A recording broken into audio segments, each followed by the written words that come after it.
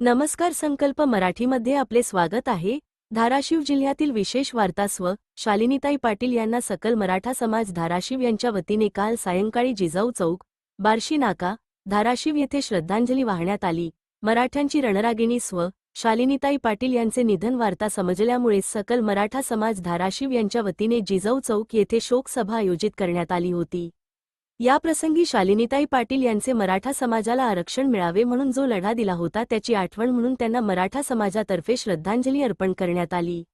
यावेळी उपस्थित अखिल भारतीय छावा मराठा संघटना, मराठा सेवा संघ, शिवराज्याभिषेक सोहळा समिती, अण्णासाहेब पाटील फाउंडेशन, जय शिवराय प्रतिष्ठान बार्शी, मराठा सेवा वकील संघचे पदाधिकारी, कार्यक, मराठा आरक्षण चळवळीतील सहकारी, समन्वयक, अनेक समाज बांधव उपस्थित होते.